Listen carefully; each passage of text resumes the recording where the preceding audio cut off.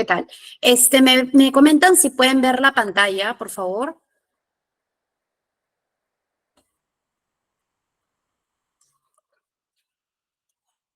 Perfecto.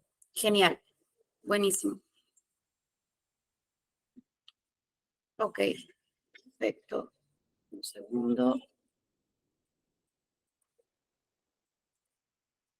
Ok, chicos. Bueno, bienvenidos. Ahora vamos a iniciar la segunda sesión. Espero que todos se encuentren súper bien. A ver, mientras se van conectando. Ok.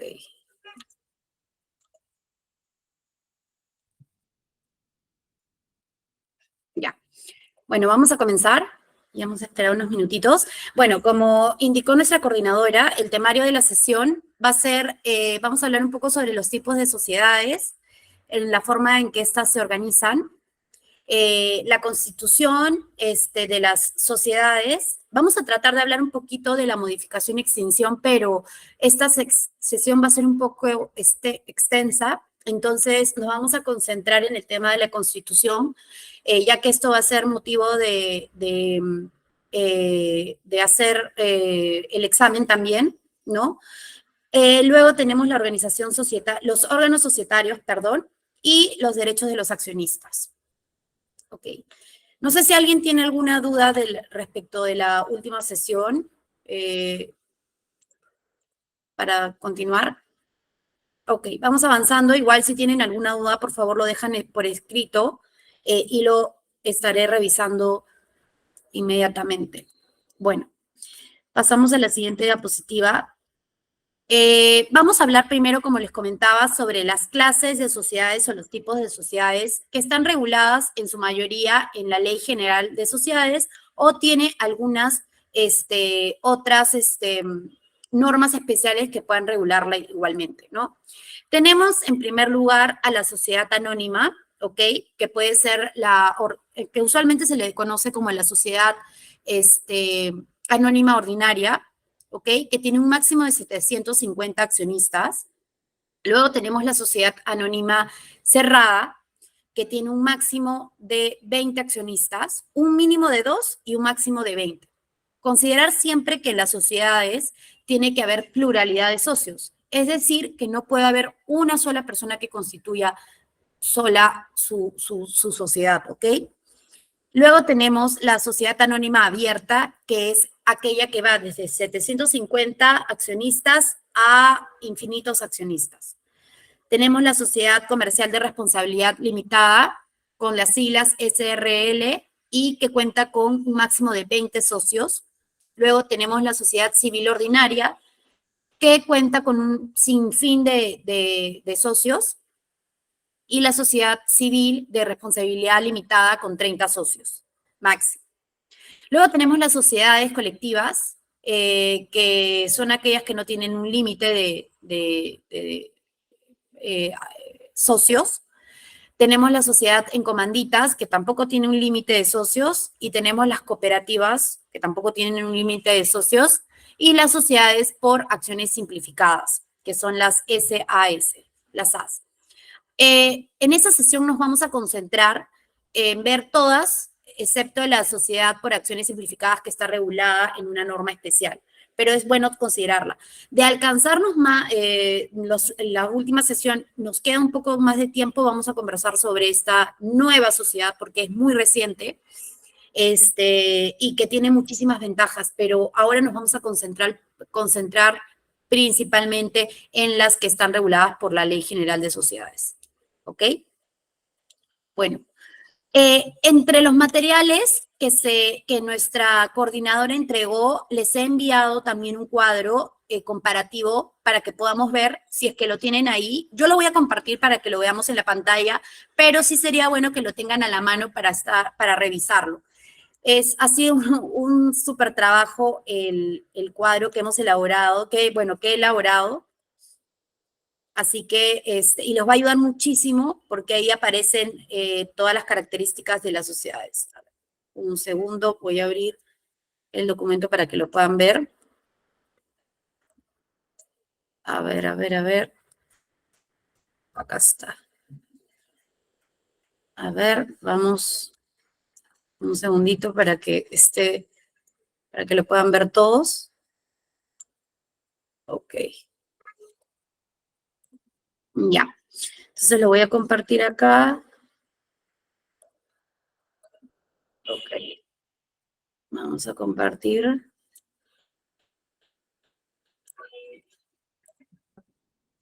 Ya. Me avisan si, por favor, lo pueden visualizar el cuadro que estoy compartiendo en estos momentos. Si todos lo están viendo.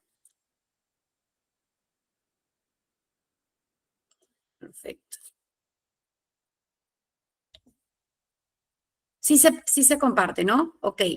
Entonces, como les había comentado, hace un minuto acabamos de ver las clases de sociedades. Lo que yo he hecho en este cuadro es unir todas las sociedades y hacer un cuadro comparativo para que puedan ver las diferencias entre cada una de estas, las ventajas también, las desventajas de unas. ¿Por qué? Porque nosotros lo que tenemos que decidir al constituir una sociedad es ver los beneficios o las ventajas que podemos obtener a diferencia de otras sociedades, ¿correcto? Entonces, como habíamos visto, vamos a comenzar rápidamente porque esto sí nos puede tomar un poco de tiempo, pero a ver, acá está, ya. Entonces, la primera que habíamos visto es la sociedad anónima, ¿ok?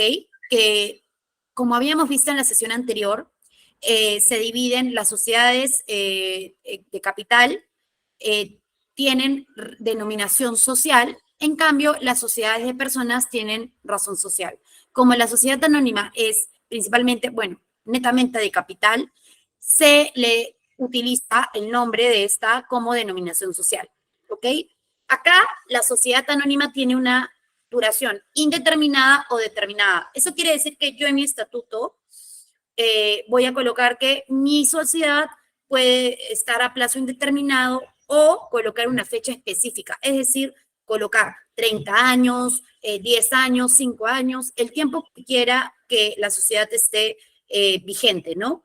Entonces, es importante tomar en consideración estas, porque como pueden ver ahí en el cuadro, a diferencia de la sociedad colectiva, tenemos que ponerle un plazo determinado. Es decir, sí o sí tenemos que ponerle 10 años, 20, 30, el tiempo que nosotros consideremos, pero no indeterminada, ¿ok? Continuando con la sociedad anónima, tenemos qué tipo de sociedad es. En este caso, como les había hablado previamente, es una sociedad privada y es una sociedad de capitales, ¿no? Donde priorizamos acá el tema del aporte dinerario, ¿ok? Luego, la finalidad principal de la sociedad es obtener utilidades para repartir los socios en el porcentaje a la participación social. Es decir, si aporté mi 50%, pues voy a obtener 50% del capital social de la empresa, pues entonces obtendré el 50% de las utilidades, ¿ok? En la posibilidad que se pueda, si es que en ese año se obtienen utilidades, ¿no? Porque hay años que no se obtienen y claramente no se puede repartir, ¿no? Luego tenemos el tipo de propiedad es privada, ¿no? Los aportes, como les había hablado previamente, tenemos aportes de bienes y derechos. Bienes se puede referir al dinero, claramente como el dinero tal cual, ¿no? Y derechos pueden ser derechos crediticios, por ejemplo, yo puedo aportar, o otro tipo de derechos como puedo aportar títulos, valores también, ¿no? Yo como accionista de la sociedad puedo aportar una carta fianza, por ejemplo, podría aportar un cheque también, pero no puedo aportar servicios, ¿ok? Y bienes, puedo aportar un carro, el cual tiene que pasar por una tasación, lo tienen que tasar para ver cuál es la valorización, perdón, valorizarlo, o también puede ser un inmueble. Entonces, hay que considerar también esto, ¿no? Vamos bajando. La responsabilidad de los socios aquí es limitada. Es decir, hasta lo que este socio se comprometió, este accionista se comprometió a aportar en la compañía. Si yo me comprometí a aportar tanto porcentaje del capital social, pues respondo por ese porcentaje, ¿correcto? Como habíamos hablado previamente, número máximo de mínimo 2 y 750 socios, ¿correcto? Ok. Luego, tenemos capital social, está representado por acciones y también está representado en títulos. En títulos, es decir, certificados de acciones, puede ser un papel, así literalmente un papel, que diga, Alexandra Salcedo es accionista y tiene, detenta el 50% de la sociedad y tiene 500 acciones, lo cual equivale a 500 acciones, y se firma, ¿no? Es mi título valor. Pero también existen los títulos valores desmaterializados, que son aquellos que se encuentran desmaterializados, ¿ok? O sea, virtuales, ¿no? Por así decirlo. ¿Qué órganos tiene esta sociedad? La sociedad tiene Junta General de Accionistas, directorio, ¿ok? Es obligatorio que tenga directorio, y gerencia general, o sea, un gerente general. ¿Correcto? A diferencia de otras sociedades que vamos a ver ahora. La representación legal se encuentra en el directorio. Sin embargo, igual se pueden, en la partida registral, se puede delegar a terceras personas como a apoderados o al gerente general también tiene representación. Pero principalmente quien lleva el día a día el rendimiento de cuentas y todo es el directorio. Entonces es esta persona, este órgano colegiado encargado de la representación, ¿no? De la sociedad. Un punto importante en este cuadro que he elaborado es que las ventajas y las desventajas, ¿ok? Primero, que este tipo de sociedades, al ser tan amplia, tan grande, maximiza la rentabilidad del capital invertido, sin necesidad de trabajar en la sociedad, ¿ok? Es decir, son aquellas acciones, empresas que, por ejemplo, pueden estar listadas en la bolsa de valores, ¿ok? Entonces, aquí la diferencia entre la sociedad ordinaria y la sociedad anónima abierta, porque ahí es lo que he puesto, ¿no? En el cuadrito, es que es el número de socios, únicamente esa es la diferencia, ¿no? Que la sociedad anónima ordinaria tiene un máximo de 750. Luego de tener 750 accionistas a más, pasa a ser una sociedad anónima abierta. Y estas empresas, este tipo de sociedades puede estar listada, lo cual puede decir que otra persona puede comprar acciones de esta empresa y puede ser accionista sin necesidad de trabajar en la empresa. O sea, por ejemplo, un caso puede ser Alicorp, que es una empresa que está listada en la bolsa de valores, o Bacus, y yo compro acciones de esa empresa. Entonces, prácticamente soy accionista, pero no tengo que trabajar en la empresa, simplemente la compro para obtener ganancias, dividendos de la empresa, ¿correcto? Entonces, usualmente cuando se emiten estas acciones son sin derecho a voto. Es decir, yo no hago nada en la sociedad, no puedo votar tampoco, pero simplemente tengo derechos económicos.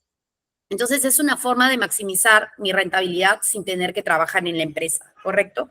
Luego también puede ser inscrita, como ya les había adelantado, en el mercado de valores para que se pueda financiar, ¿no? Es una forma de financiamiento.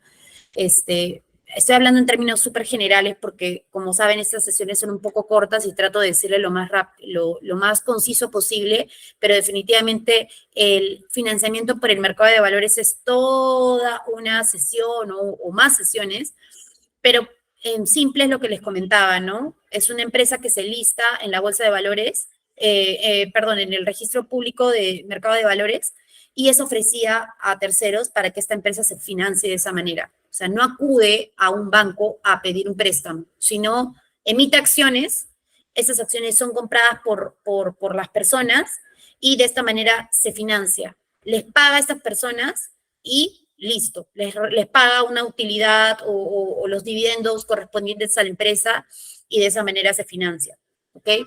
Hay empresas tanto en Perú como en otras, como en, por ejemplo, Google, por ejemplo, Facebook, que de ahí le voy a mostrar una noticia sobre eso, que también ven las acciones listadas. Tú puedes comprar por internet acciones, bueno, no por internet netamente, pero sí por algunas plataformas especiales, acciones de estas empresas y al final tú obtienes ganancias de eso, ¿no?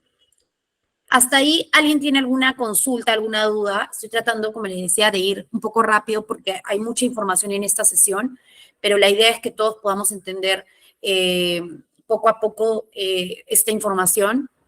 Y sí sería bueno que si tienen alguna duda, alguna consulta, me puedan ir avisando, ¿no? Porque sí estoy yendo un poco rápido, pero es para poder alcanzar todos estos temas, ¿no? Que son sumamente relevantes. Ok, vamos avanzando entonces.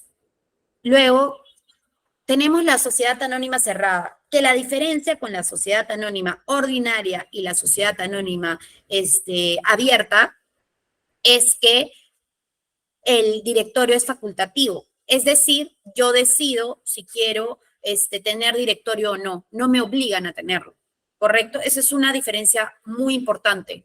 Porque, ok, si no quiero, no tengo directorio, y de esta manera también abarato costos, porque el directorio hay que elegir a las personas, hay que pagarles una dieta a las personas para asistir al directorio. Esa es una de las principales diferencias. Y la otra diferencia es que hay una mayor facilidad para transferir acciones, ¿ok? Perdón, es al contrario, no es un beneficio, es una desventaja, por así decirlo, que es un poco más complicado, ¿no? Ahí me confundí, con la sociedad anónima abierta. Por ejemplo, la sociedad anónima abierta, a mí me dan mi certificado que dice yo soy propietaria de tantas acciones de la empresa y yo puedo agarrar y puedo dársela a mi hermana y se la transfiero, ¿ok? Entonces, es un título de valor. Es un título de valor y de esta manera puede ser libremente transado. Entonces, yo le vendo en mercado secundario, también se dice así en el mercado de capitales, puedo vender mis acciones a un tercero. O sea, en las sociedades que son tan grandes, donde no puede haber un control exacto de la cantidad de quiénes son los accionistas, es muy fácil de poder transferir las acciones, ¿correcto? En cambio, como habíamos visto, en las sociedades anónimas cerradas hay un máximo de 20 accionistas. Entonces, el control se maneja en el libro de matrícula de acciones, que es un libro en el cual cada transferencia se tiene que inscribir. Es decir, cuando yo tenga mi certificado, también me van a dar mi certificado, yo tengo que avisarle a la sociedad, oye, le estoy transfiriendo a mi hermana mis acciones de esta empresa. Ok, y cuando mi hermana ya es accionista, cuando esté registrada en el libro de matrícula de acciones. En ese momento recién, ella puede ser considerada accionista de la sociedad. Caso contrario de las sociedades anónimas abiertas, que hay tantos accionistas, tanta gente que participa en el accionariado, que en realidad se transfiere y no hay ningún problema. O sea, tengo mi título de valor y con eso lo puedo ir transfiriendo a otras personas, lo puedo vender más barato, más caro, ya depende de mí, ¿no? Entonces, eso es un punto diferenciador, por así decirlo, y muy, muy, muy importante. Entonces, otro punto importante para pasar rápidamente y no concentrarnos específicamente solo en eso, igual, ¿no? Se aporta, es principalmente sociedad de capitales, o sea, lo que importa es más el capital que se aporta, que es dinerario, usualmente. Otra diferencia, como les había dicho, bueno, el directorio es facultativo, se puede prescindir de este. La representación legal, si es que no tiene directorio, si es que se decide que en una sociedad anónima cerrada no haya directorio, recae en el gerente general, ¿correcto? Aparte, un dato curioso, por así decirlo, es que es la sociedad más común en Perú, en realidad, la sociedad anónima cerrada.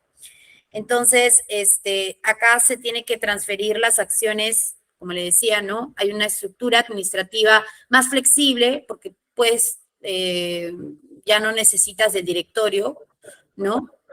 Y es la favorita, como les decía, de las empresas, de las pequeñas y medianas empresas.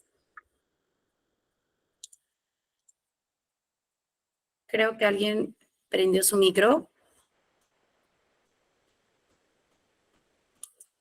Ok, continuamos. Entonces, es una de las más conocidas, las más populares, es, como le digo, de las más simples, porque en realidad tú puedes, el tema, cómo administras la empresa, la sociedad, en este caso, es un poco más simple, ¿ok? Luego pasamos a la sociedad comercial de responsabilidad limitada, que tiene la abreviatura de SRL. En este caso, también tiene denominación social porque principalmente este tipo de sociedades está enfocada en capitales, ¿ok? Es una empresa principalmente de capitales. Sin embargo, como pueden ver en el tipo de sociedad, es que es un tipo de sociedad mixta o híbrida. ¿Y qué quiere decir esto? Es en la cual prevalece el elemento personal sobre el elemento del capital. O sea, pueden haber socios que aporten bienes también, ¿no? Derechos, pero también podrían haber algunos socios que aporten también su conocimiento, ¿no? Entonces, esa es la diferencia entre una sociedad regular, ¿no? Y esta mixta o híbrida. ¿Qué otra información adicional sobre las sociedades? Como les había dicho, ¿no? Prevalece el elemento personal sobre el capital. Existen las mixtas, como es el caso, ¿no? De las sociedades civiles también, que ahora vamos a llegar a esas. ¿Qué otro punto importante? Se constituyen para un fin social común, ¿no? Que se juntan estas personas, estos socios o accionistas, y que buscan el carácter económico, ¿no? Que se realiza mediante el ejercicio personal de profesión, oficio, prácticas u otras actividades personales, por algunos o por todos los socios. Es decir, al ser mixta puede ser que o decidan todos que sea de capitales o deciden todos que sea netamente de personal o un mix de ambos, ¿no? Este es el caso, pues es híbrida, es mixta. Luego, acá igual, ¿no? La finalidad principal es la utilidad de distribuir, ¿no? En función al capital, al aporte de capital que hicieron. Luego, la responsabilidad en este caso, no había hablado de las anteriores, pero también, o creo que sí, es la responsabilidad limitada. Hay una responsabilidad totalmente definida, ¿no? Es lo que se comprometió a aportar en la sociedad y no pueden entrar en el patrimonio personal de cada uno de los socios. Acá también hay un número máximo de socios que son de 20, de 2 a 20 socios, y acá no se hablan de acciones, se habla de participaciones, ¿correcto? Entonces es distinto. Los órganos son la junta de socios y el gerente general. Acá no hay directorio, ¿ok? La representación recae en el gerente general. Luego, ¿qué ventajas tiene este tipo de sociedades? Que hay un beneficio tributario para inversionistas extranjeros, ¿no? Entonces, hay algunas sociedades de responsabilidad limitada que también son conformadas por aquellas empresas que quieren traer capital acá a Perú, ¿no? Entonces, es una desventaja. Y la desventaja en este tipo de sociedades es que para transferir acciones deben estar inscritas en el registro de personas jurídicas de SUNAR, de registros públicos. Entonces, es un poco más complicado. No es como en las anteriores sociedades que llevan sus libros, llevan su registro de quiénes son los accionistas. No. Aquí tienes que inscribir el cambio de participaciones en registros públicos. Entonces, ahí, ¿cómo me entero quiénes son quiénes son los socios? Pues tengo que bajarme la partida registral y validar con eso. En cambio, por ejemplo, en la sociedad anónima cerrada, lo que agarro es para saber, o si es que yo estoy haciendo, por ejemplo, una auditoría o quiero comprar una sociedad, lo que voy a pedir es el libro de matrícula de acciones. Reviso el libro de matrícula de acciones y me guío ahí que el último asiento, ese es el que me importa saber quiénes son los accionistas. Y quienes estén inscritos ahí, o sea, Alexandra Salcedo, Pepito Pérez, todos ellos, ok, ellos son accionistas al día de hoy. Y eso se encuentra también en la norma, ¿no? Que dice que el accionista que se encuentra, o sea, el accionista de la sociedad es quien aparece en el libro de matrícula de acciones, ¿ok? Para el caso de las sociedades anónimas cerradas. Luego, pasamos a las sociedades civiles, ¿ok? Acá tenemos la sociedad civil ordinaria y la sociedad civil de responsabilidad limitada. En estos casos, como les había comentado previamente, el elemento que prevalece es el personal, ¿ok? Entonces, acá se habla de razón social, ¿ok? A pesar de tener la responsabilidad limitada, en el caso de la sociedad civil, ¿no? De responsabilidad limitada. Acá tiene un plazo indeterminado también o determinado, no hay ningún problema en ambos casos. Ambas son privadas. La finalidad de ambas es obtener utilidades para repartir entre los socios. Los aportes acá son socios también.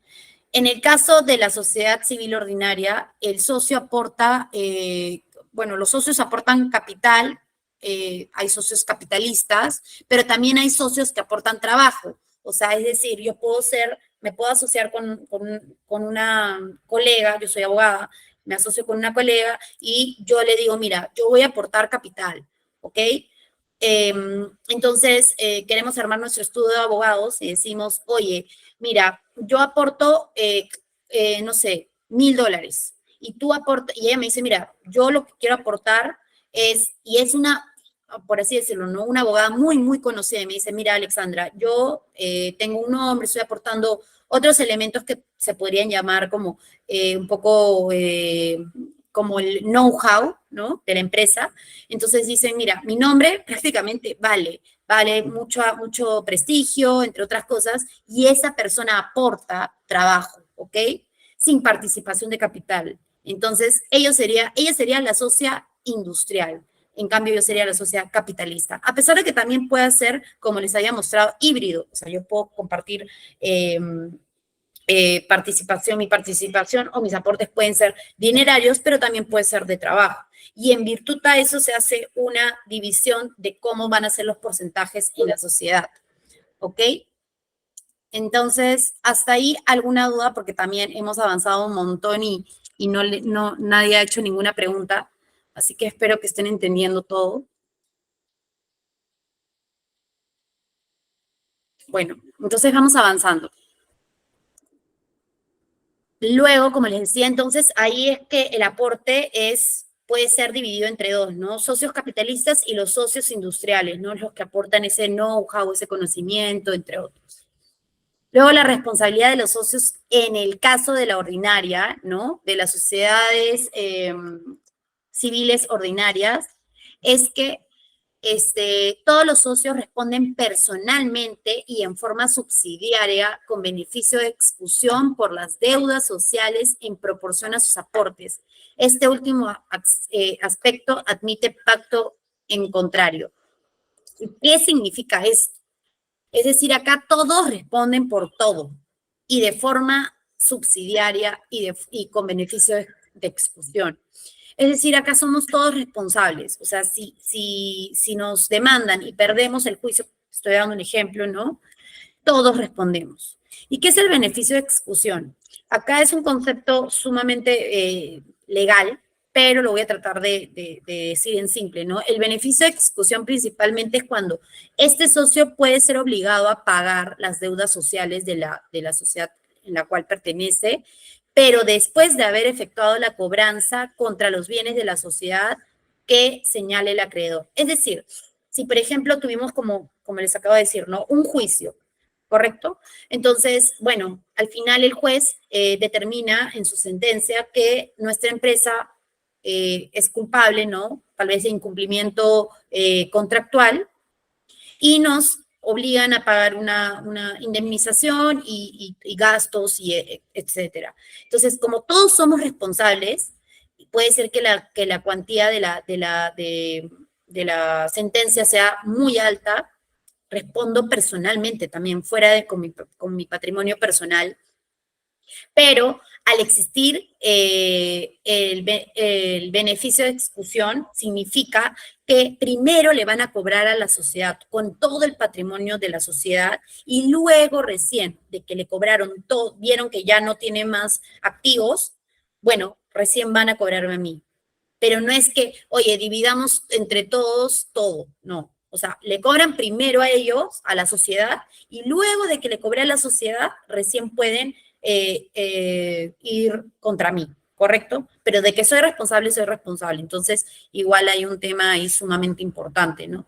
Por eso tenemos que tener sumamente claras las ventajas cuando decidamos qué tipo de sociedad queremos crear o constituir, ¿no?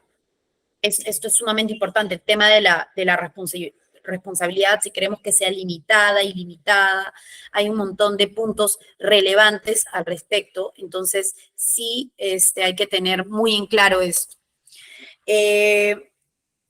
Acá, bueno, continuando, ¿no? En el caso de la ordinaria es de 2 a un número ilimitado de socios, En cambio, en la de responsabilidad limitada, acá, perdónenme, antes de terminar, la limitada, la sociedad civil de responsabilidad limitada es aquella que sí tiene, todos los socios responden, pero de forma limitada por las deudas sociales. Esa es la diferencia entre estos dos tipos de sociedades civiles, ¿correcto? Una, la responsabilidad de los socios. Y bueno, también, ¿no? Participaciones, acá no hay acciones.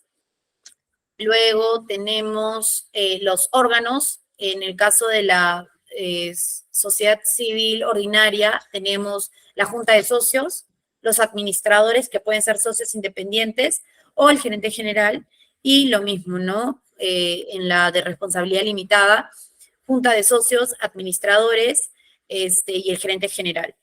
Y la representación legal está entre los administradores o el gerente general. La transferencia acá, como les había comentado, cuando es sociedades de personas es un poco más complicado el tema, ¿no? Entonces la transferencia es por escritura pública y debe inscribirse en los registros públicos, lo cual es mucho más engorroso y también es mucho más oneroso. Entonces, una ventaja podría ser que la estructura administrativa es flexible, todos los socios se pueden decidir a un gerente general también. Acá la responsabilidad es ilimitada, entonces es un punto importante a tomar en consideración. Otro punto, otra diferencia entre la sociedad civil de responsabilidad limitada es que igual, ¿no? La transferencia tiene que estar inscrita en los registros públicos. La responsabilidad en este caso es limitada, ¿no? Y el régimen de participación otorga, de participación obligatoria, perdón, de utilidades a los trabajadores, excluyen ese tipo de societario, ¿no? También es un punto a considerar. Luego tenemos la sociedad colectiva, que es la SC, ¿ok? Que también es de personas principalmente. Tenemos acá que el objeto, a ver, espérenme un segundo, lo voy a agrandar para que se vea todo. La duración es determinada, esa es la que les decía que tiene que tener un plazo específico, ¿correcto? Este tipo de sociedad es privada, la finalidad es la de siempre, no que les he dicho obtener utilidad para repartir entre los socios en porcentaje a la participación que han pactado. Por otro lado, es una sociedad de personas y de capitales, es híbrida, como ya les había explicado previamente, pero en este caso prevalece el elemento del capital, ¿no? El aporte capital. Acá también hay un tema de responsabilidad solidaria e ilimitada con beneficio de exclusión, que es lo que les había explicado previamente, que tienen que repetir contra la sociedad primero y después va contra mí, ¿correcto? No hay un límite de socios. Luego, acá se habla de participaciones, no de acciones. Los órganos son la Junta General de Socios, los administradores. La representación está entre los administradores y el gerente. Y bueno, las desventajas que se podrían decir aquí es que la responsabilidad es ilimitada y solidaria, es decir, todos responsables. Que la transferencia de la participación es por escritura pública y por inscripción. Tiene un plazo determinado, o sea, no puedo dejarla, por así decirlo, pasarla de generación en generación, si es que así quiero hacer, no podría, porque claramente va a tener un plazo de tiempo. Y bueno, hay una administración conjunta independiente de los socios, ¿no?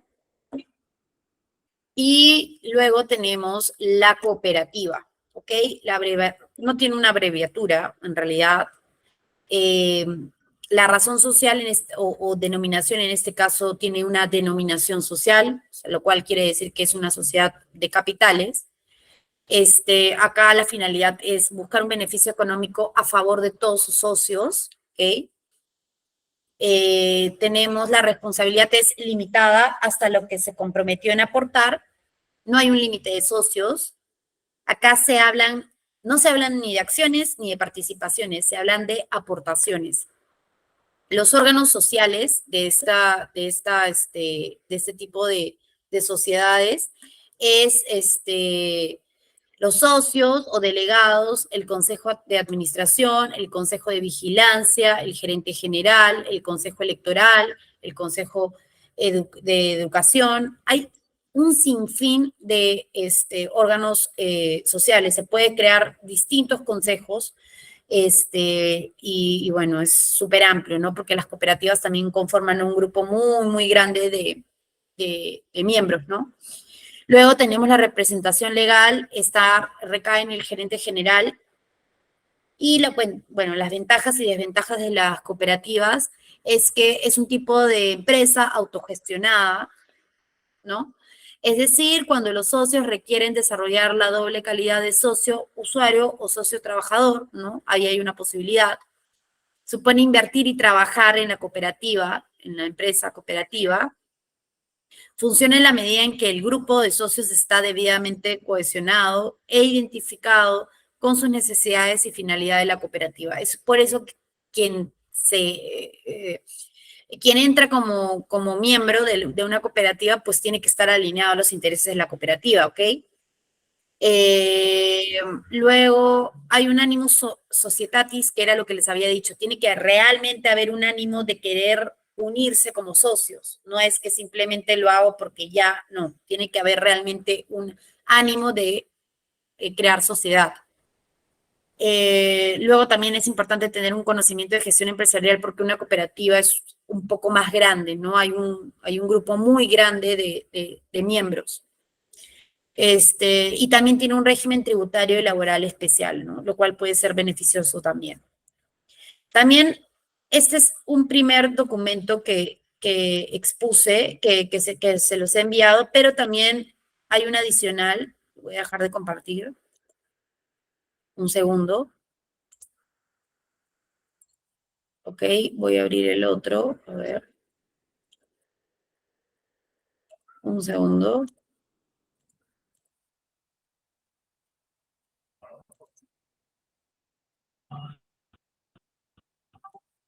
Y tenemos, acá lo voy a abrir para que lo puedan ver.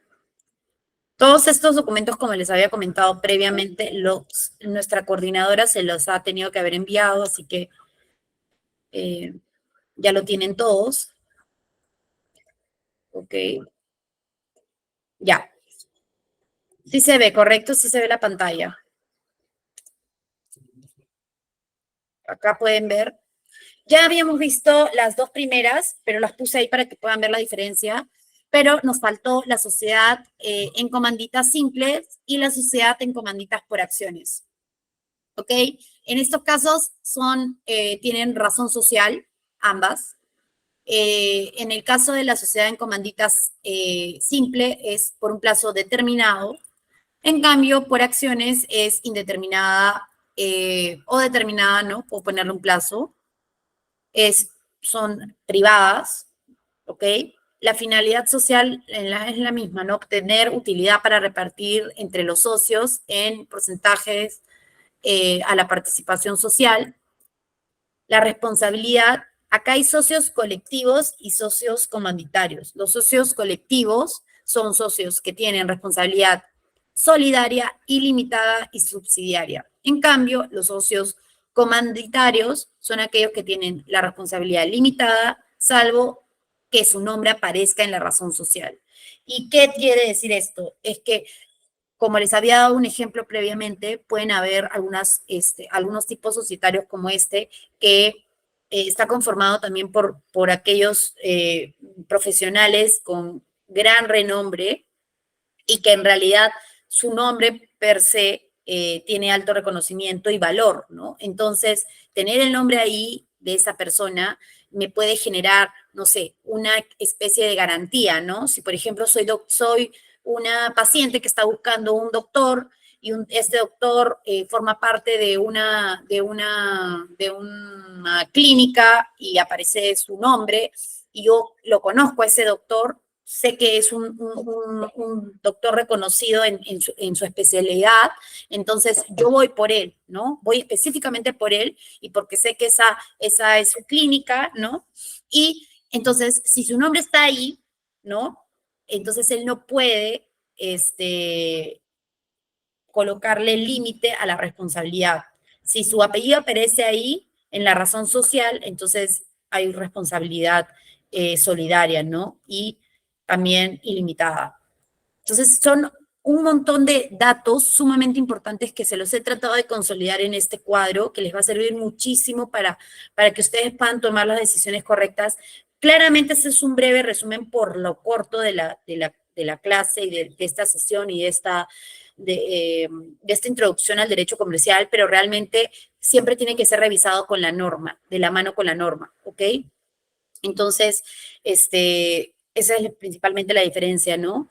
Luego también acá hablamos de participaciones, salvo la sociedad en comanditas por acciones, ¿no? Que el capital social está representado por acciones que pertenecen a los socios colectivos y a los socios comanditarios, ¿ok?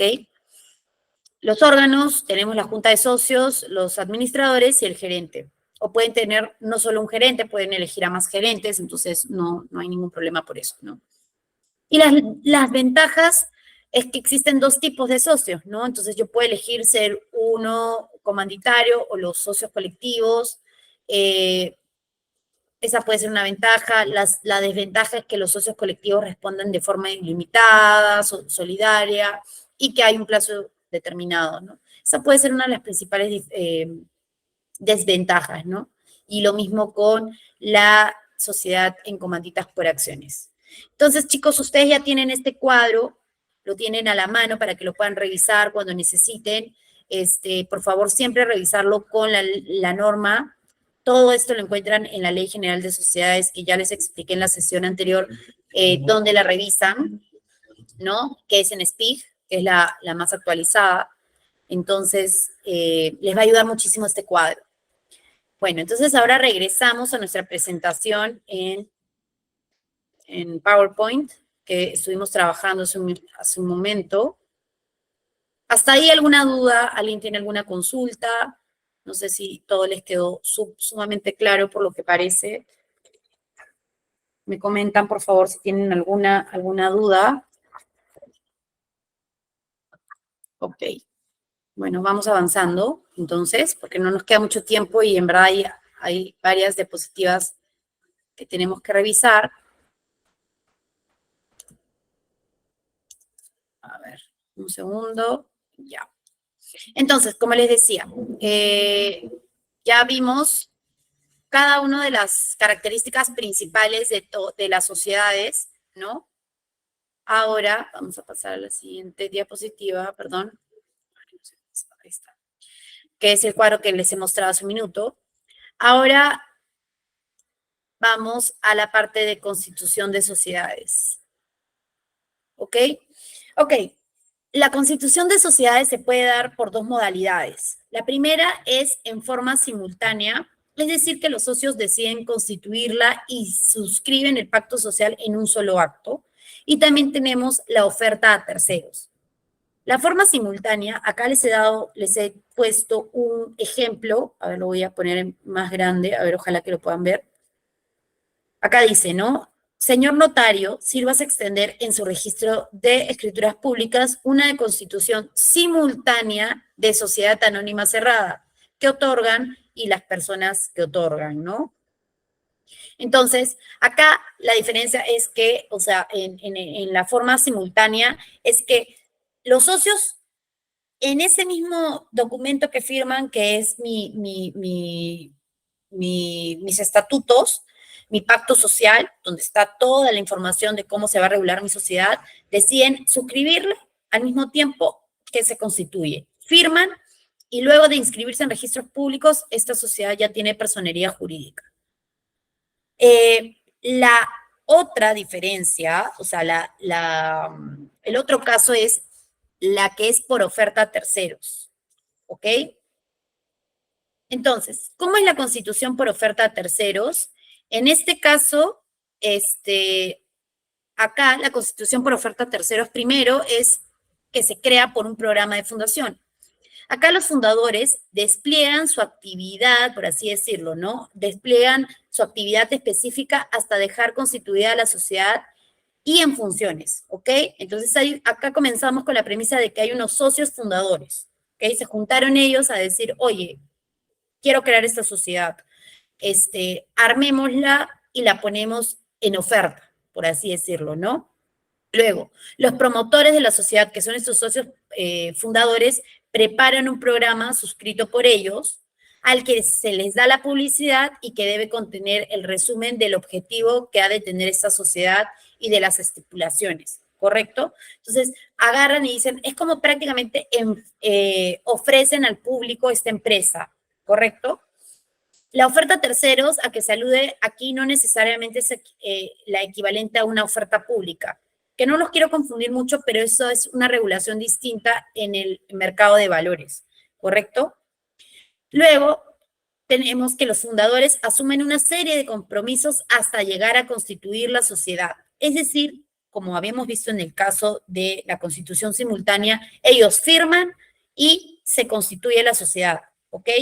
En cambio, acá ellos hacen un prospecto, o sea, un programa de fundación, y luego de que encuentran a aquellos que están interesados, con ellos firman y recién constituyen la sociedad, ¿correcto?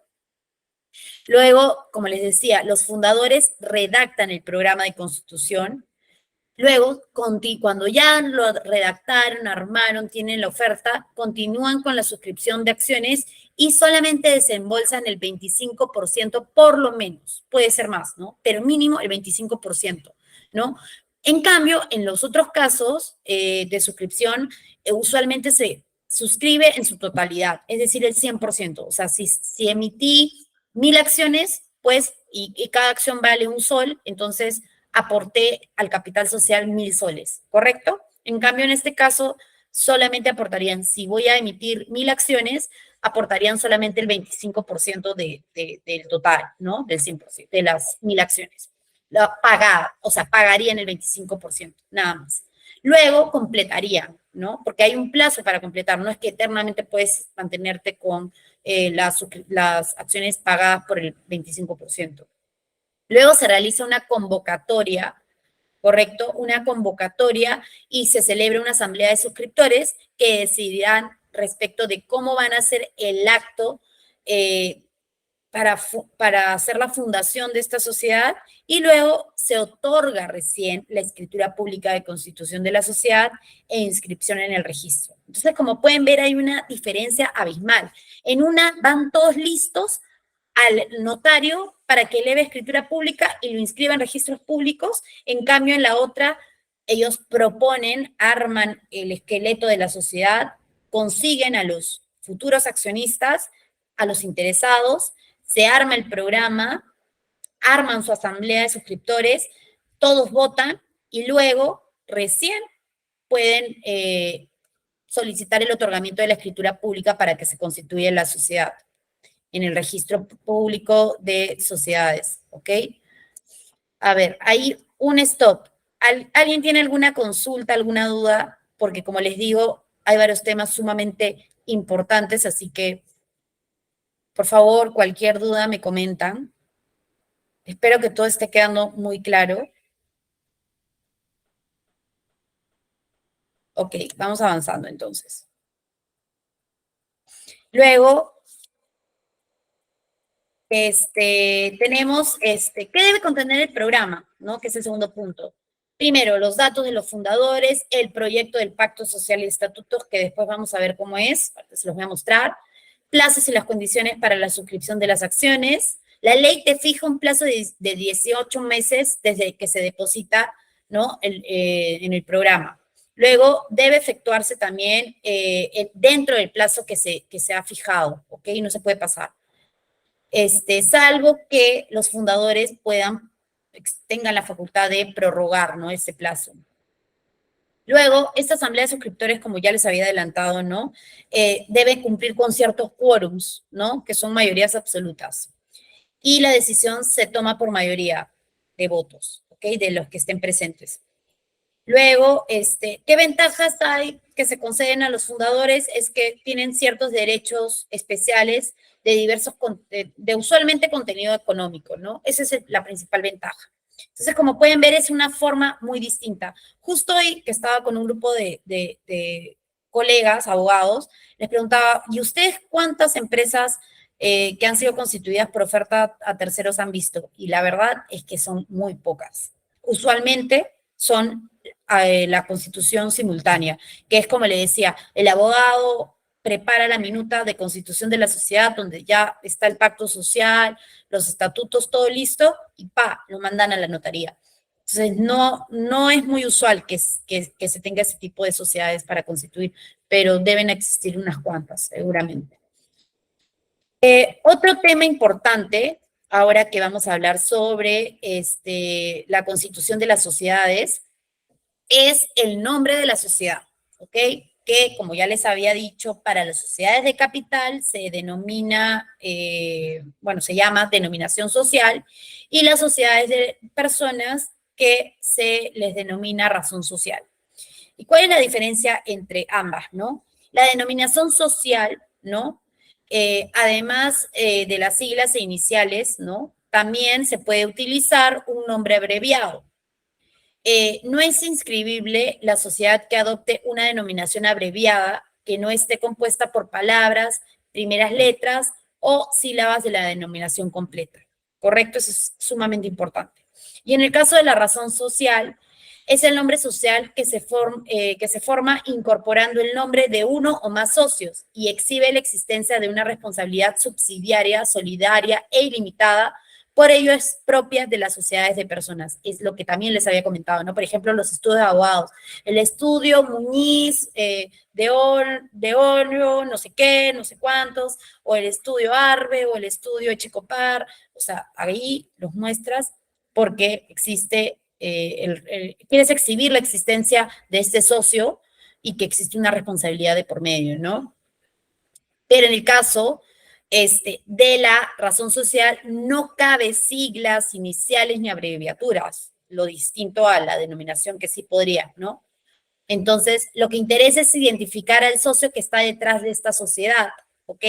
Quien precisamente no se esconde en el anonimato. Ahí, más bien, yo quiero llamar la atención de que, oye, no sé, el estudio Nakazaki, ¿quién no conoce al doctor Nakazaki? Entonces, ahí lo que buscas es no esconderlo en el anonimato al doctor Nakazaki, sino que aparezca, ¿no? Que se hagan notar por su trayectoria, por X razones, ¿no? Y acá hay un tema sumamente importante que es el tema de la protección del nombre, ¿no?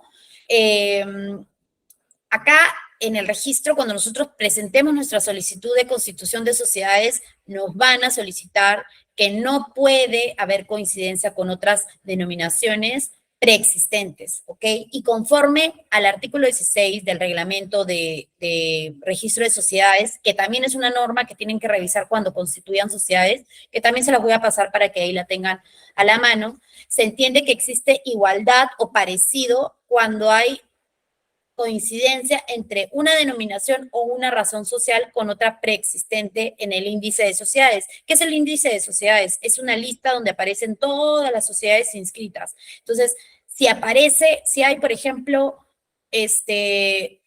no sé, les digo un ejemplo, ¿no? Wong, supermercados Wong, SAC, y aparece supermercados Wong, EIRL, a pesar de ser una de capitales y una de personas, entonces puede generar confusión, ¿correcto?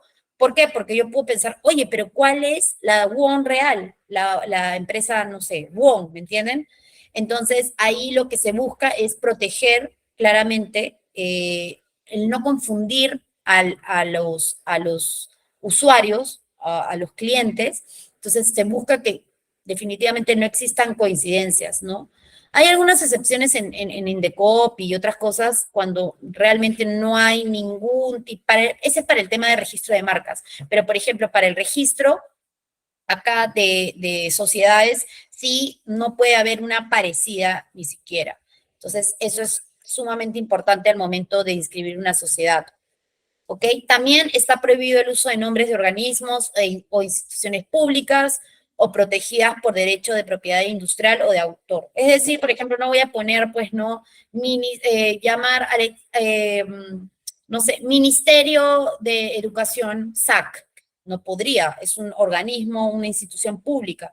O tampoco no podría Banco Central de Reserva. O sea, quiero abrir mi banco y voy a hacer el nombre de una institución pública. Claramente no es posible, ¿no?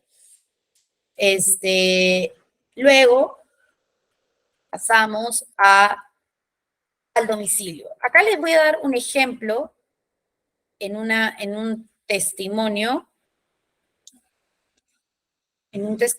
de constitución de una sociedad, el domicilio. Como pueden ver acá en el artículo primero, que habla de la denominación social, bajo la denominación de, ahí le he quitado el nombre para no, por protección de la empresa, se constituye una sociedad anónima cerrada, una SAC, sin directorio, como les había comentado, acá decidieron no colocarle directorio, que giro bajo esa denominación, con domicilio en la ciudad de Lima, que podrá establecer sucursales, oficinas y agencias en otros lugares de la República del Perú o en el extranjero. Entonces, yo coloco mi domicilio, ¿ok?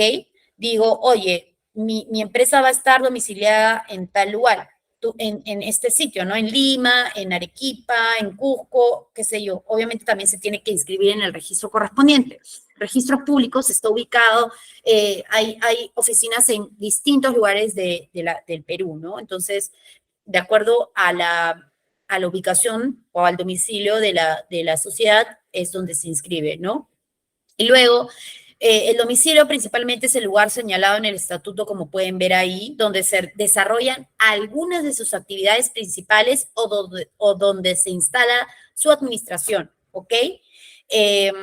Acá también trae como consecuencia el designar un domicilio, por ejemplo, en la ciudad de Lima, es que, es que exista la competencia jurisdiccional a la que estará sometida la sociedad, donde pueden exigirle el cumplimiento de las obligaciones que hubiera contraído. Por ejemplo, no, yo pongo domicilio Lima, ¿ok? Entonces, a mí, si por ejemplo yo incumplo mi contrato con otra sociedad, a mí me pueden demandar por incumplimiento contractual, pero la contraparte va a tener que demandarme en uno de los juzgados en Lima. No me podría demandar en otro juzgado que puede ser Arequipa o Cusco. No se puede, porque acá, o sea, el domicilio importa respecto a la competencia que el juez va a tener para someter a la sociedad, ¿no?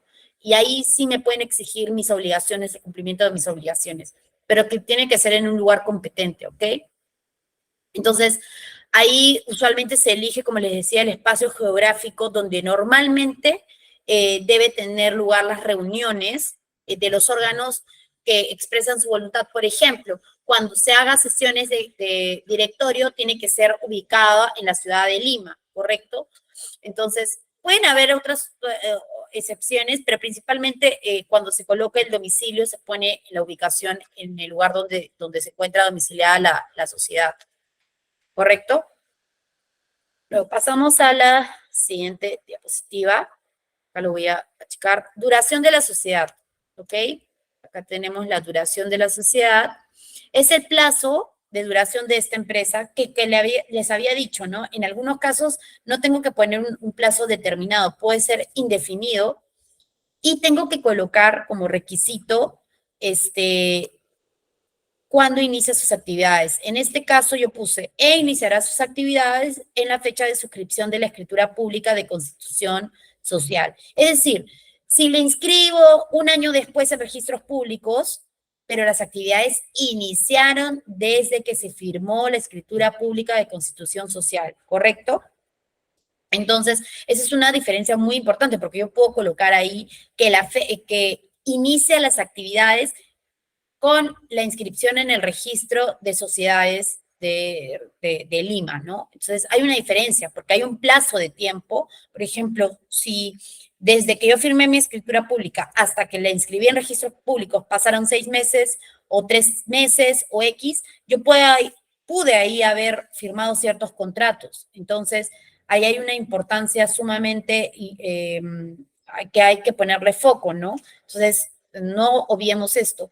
Y también la ley te dice, ¿no? Que no fija un mínimo ni máximo de duración de la empresa, está literalmente sujeta a la voluntad de los socios, y cuando ¿no? Que hay sociedades que se determinan por un plazo fijo, ¿no? Salvo que puedas prorrogarlo, pero es medio complicado, ¿no?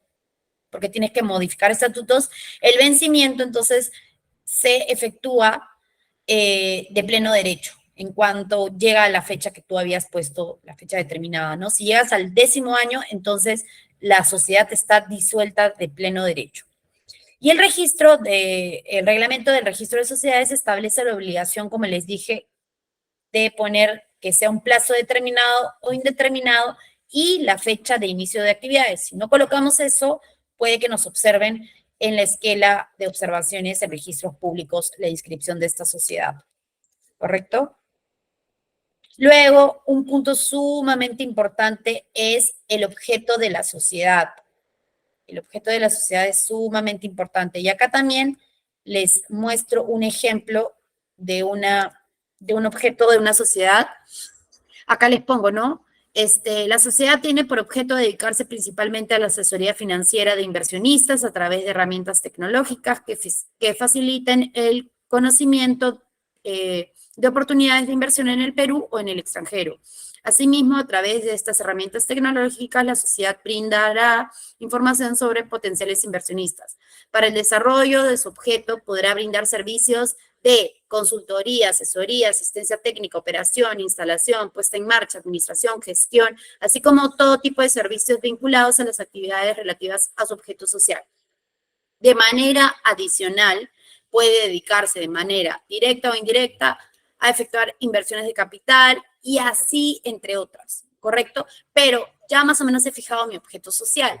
Entonces, es sumamente importante que ustedes, al momento de elaborar el objeto social, sean muy, muy, muy claros, muy específicos. ¿Por qué? Porque lo que te dice es que el objeto social está constituido por los actos o categorías de actos que en virtud del pacto social de constitución podría realizar. Si tú pones algo o realizas una actividad que está fuera del objeto social, entonces puedes estar incumpliendo tu pacto social, ¿ok? Entonces, sí es sumamente delicado, ¿no? El objeto debe ser escrito detalladamente, te lo piden, te exigen eso, ¿no? Tanto en el registro como con quien contrates, ¿no? Las actividades en que consiste el objeto social es un elemento necesario del contrato de la sociedad, ya que estas serán, ¿no?, las actividades destinadas de las aportaciones de los socios, ¿no? Importante también, el objeto social debe ser, además, posible y lícito. También, ilícito, no ilícito, ¿no? En caso contrario, es decir, si en el acto constitutivo se fija como objeto algo imposible de realizar, la sociedad será nula, ¿no? Es decir, que yo ponga en mi estatuto que nosotros vendemos aire o nosotros te llevamos a la luna. O sea, ahorita es un objeto imposible de realizar, ¿correcto? Entonces, al final, cuando lo mandes a registros públicos, el registrador lo va a observar y va a decir, tu objeto social es inválido, es algo imposible, algo que no es posible, ¿no? O ilícito también puede ser, poner que yo, mi objeto social, vendo estupefacientes, lo cual es ilícito, entonces tampoco me lo van a aceptar, ¿no? Hay que tener mucho cuidado con el objeto social. ¿Por qué? Porque hay actos que exceden el objeto social. ¿Y qué pasa con eso? Se denominan los actos ultra vires. Aquellos que realizan los apoderados de una sociedad mercantil y que no están contemplados expresamente con el objetivo de la sociedad, ¿no? Entonces está prohibido de tener, de hacer más de lo que dice mi objeto social, ¿no? Entonces hay que tener muchísimo, muchísimo cuidado con eso. Entonces pasamos a la siguiente diapositiva, a la siguiente, los pocos minutos que nos quedan, pero felizmente creo que estamos llegando a finalizar la sesión. A ver, un segundo. Ok. Luego tenemos el patrimonio de la sociedad. Hasta ahí nuevamente pregunto porque nadie está preguntando nada. No sé si tienen alguna duda. De pasada que tomo un sorbo de café también.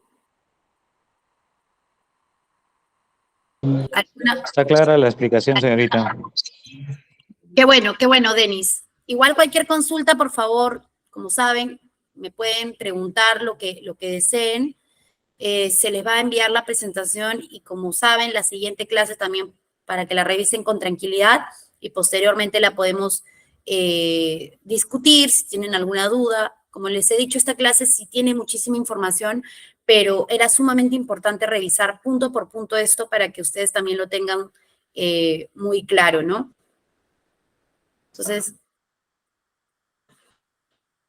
Entonces continuamos con la sesión. Entonces, el patrimonio de la sociedad.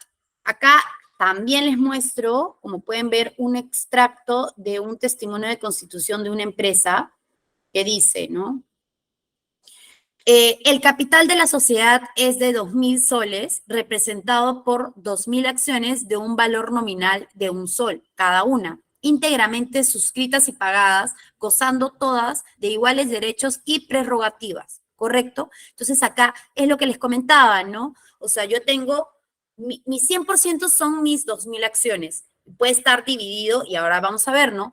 En la cláusula tercera dice, se deja constancia que el capital de la sociedad queda íntegramente suscrito y pagado de la siguiente manera, ¿no? Y ahí hay un accionista que es el que está tachado, aporta a la sociedad en efectivo la suma de 1.460, ¿no? Con lo cual, esta persona va a tener, me parece que es el 70 y tantos por ciento, 78%, 75%. Luego hay otro que aporta el 200 soles, lo cual creo que corresponde claro, al 10%, claro. Luego hay otro que también aporta 200 también, entonces son 200 acciones, y hay otro que aporta 140, ¿no? Entonces, ahí se completa el 100%. Y ahí es como también las utilidades se reparten, ¿no? Si hubiera sido 50 y 50, o sea, 1.000 soles uno y 1.000 soles el otro, entonces todas las ganancias se repartirían de forma 50-50. Entonces, esto es un punto sumamente importante cuando se redacte también. Se tiene que consultar, ¿no? La participación de cada uno de los socios o accionistas que quieren participar en la sociedad, ¿ok? Pero acá, como pueden ver, hay un tema importante. Acá hablamos de capital social, capital de la sociedad, pero el título habla de patrimonio de la sociedad. Y ahí, ¿cuál es la diferencia? ¿Hay ahí alguna persona que tal vez tenga algún comentario al respecto de la diferencia entre el capital social y el patrimonio?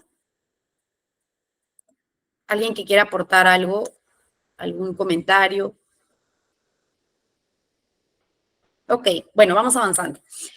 Aquí, ¿qué es importante? El capital social en una sociedad es aquella que se refiere al monto de dinero o valor de bienes y derechos que los socios o accionistas aportan a la empresa al momento de su constitución o durante su vida útil, es decir, en los aumentos de capital. Tú puedes aumentar tu capital y así va aumentando y va creciendo el dinero que han aportado en la sociedad, ¿ok? En el caso de la sociedad de personas, como las sociedades colectivas o las sociedades en comandita, se habla de aportes de los socios. En las sociedades de capital, como en este caso la sociedad anónima cerrada, ¿ok? Se habla de acciones, ¿ok? El capital social es fijo y no varía a menos que los socios realicen nuevas aportaciones o se produzcan modificaciones de los estatutos, que es lo que yo les había comentado previamente. Pero ¿cuál es la diferencia? Ok, ya entendimos. El capital social es aquello que aportan los socios, es el monto de dinero que aportan los socios, o valor de bienes también, como les había dicho, o derechos que los socios aportan a la empresa al momento de su constitución o durante la vida útil de la empresa. ¿Correcto? Pero el patrimonio, ¿qué es? El patrimonio de una sociedad se refiere al conjunto de bienes, derechos, obligaciones, deudas que tiene una empresa en un momento determinado. El patrimonio puede ser calculado de manera trimestral o de manera semestral o de manera mensual. Hay muchas empresas que sí requieren una obligación de emitir estados financieros de manera trimestral, ¿no? A sus a sus accionistas. Entonces, a un momento determinado, esa empresa va a tener un conjunto de bienes, de activos, pasivos y patrimonio, ¿no? Y capital social. Entonces, ahí también en el patrimonio se incluye el capital social, pero también se incorporan otros elementos, ¿ok? Que son como los activos, que pueden ser los bienes, derechos de la empresa, deudas, que eran los pasivos que les decía, y reservas acumuladas, que son aquellas que no se han distribuido y que también a veces hay reserva legal que la misma norma te obliga a mantener. Aquí, como les había comentado, el patrimonio es variable. ¿Por qué? Porque puede crecer mi activo, o sea, adquiero mayores inversiones o compro, no sé, otras cosas,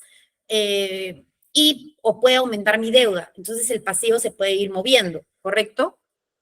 En resumen, como les había dicho, el capital social es el aporte inicial de los socios, mientras que el patrimonio es el conjunto de todos los activos y pasivos de la sociedad en un momento determinado, pero que incluye el capital social, ¿correcto? Que es el aporte de los socios.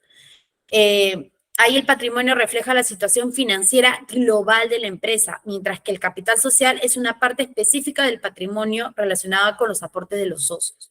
Entonces, ahí hay un tema sumamente importante sobre el tema del capital y el patrimonio, ¿correcto?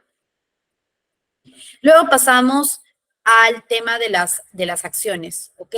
¿Qué son las acciones? Como habíamos ya visto previamente en el testimonio, ¿no?, de constitución de esta empresa, las acciones representan parte alicuota del capital, ¿ok? Una partecita de todo mi capital, o sea, de todo mi 100%, una partecita. Y ahí todas tienen un mismo valor nominal, ¿ok? Todas valen 1 sol, todas valen 5 soles, todas valen 10 soles. Eso dependerá de cómo las quieren manejar. También las acciones te dan derecho a voto, con la excepción prevista en el artículo 164 y las demás contemplaciones de la ley, que es la suspensión de los derechos o aquellas acciones sin voto, que ahora la vamos a desarrollar rápidamente porque nos quedan 15 minutos. Las acciones solo se emiten una vez que hayan sido suscritas y pagadas en por lo menos 25% de su valor nominal, ¿ok? Entonces, como el ejemplo de las sociedades o por constitución por terceros, ¿no? Por oferta a terceros, ahí se decía que tú puedes constituir tu sociedad, pagarla solamente el 25%, ¿correcto? Mínimo, pero por un periodo de tiempo. Entonces, para que tú emitas tus acciones, tienes que haberlas pagado por lo menos 25. Si tienes tu capital social, no sé, de 1,000 soles, pagas, emites tus 1,000 acciones, pero mínimo tienes que haber pagado 25% de los 1,000 soles, ¿correcto? Entonces, hasta ahí todo claro. También tenemos acciones ordinarias y acciones preferenciales, ¿ok? Las acciones se distinguen por su clase. Tenemos las acciones con voto, tenemos las acciones sin derecho a voto y tenemos las acciones con derechos especiales. Y cada clase de acciones da determinados derechos.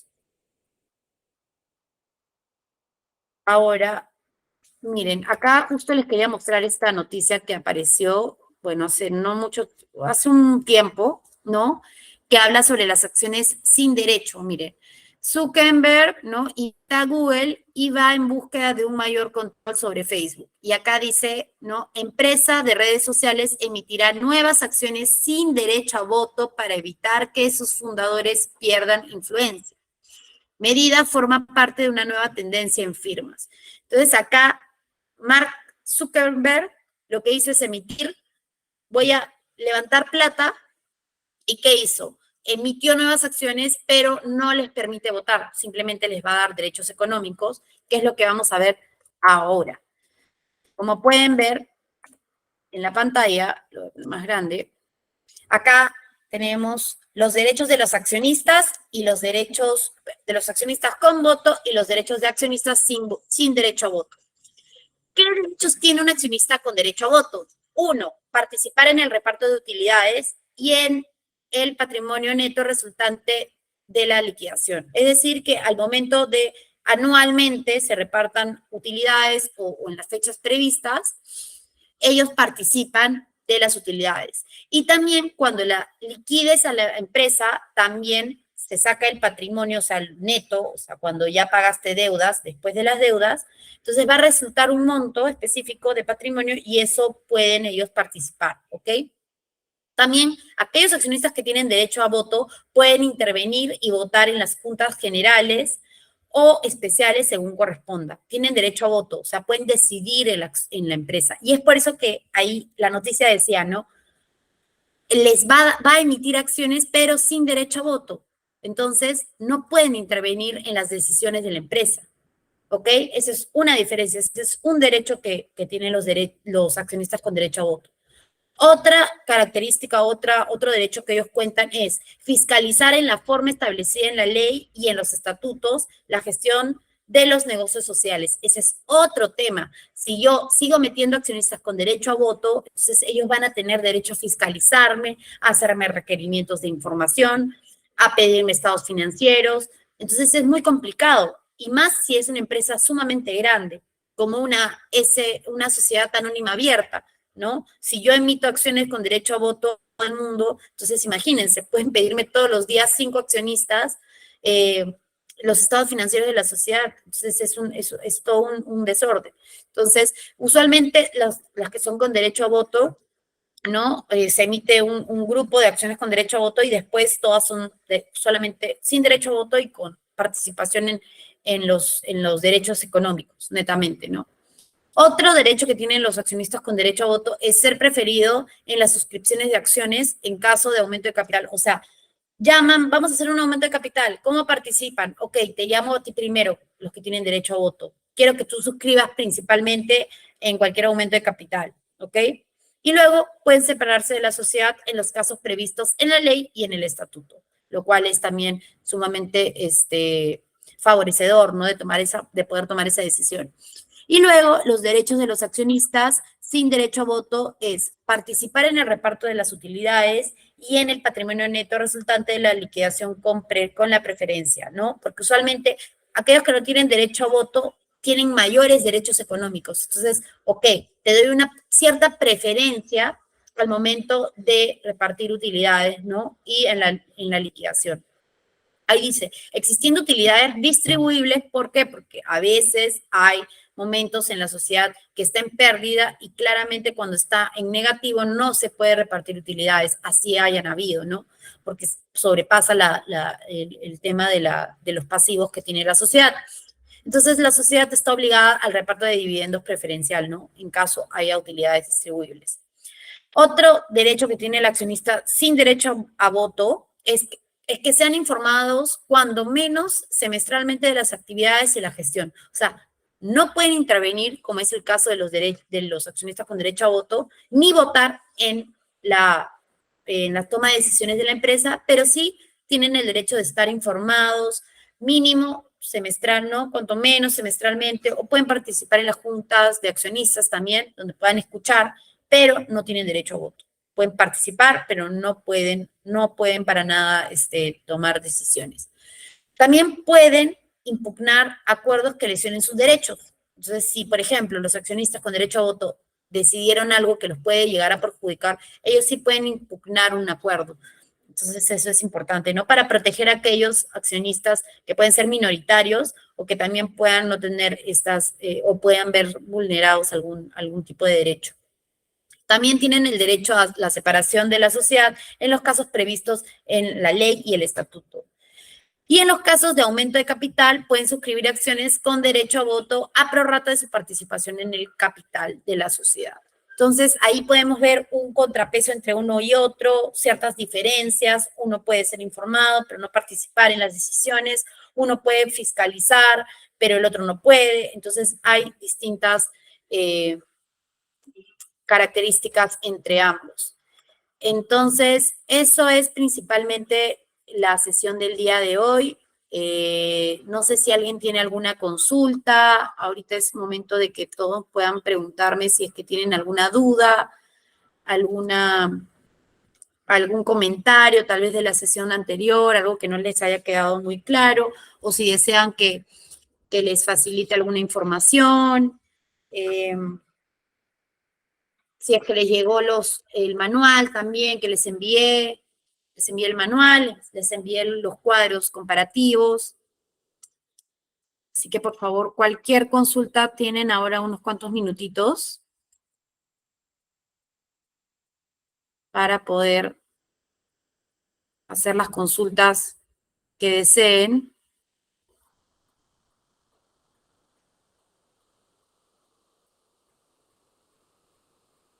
¿Nadie tiene ninguna duda?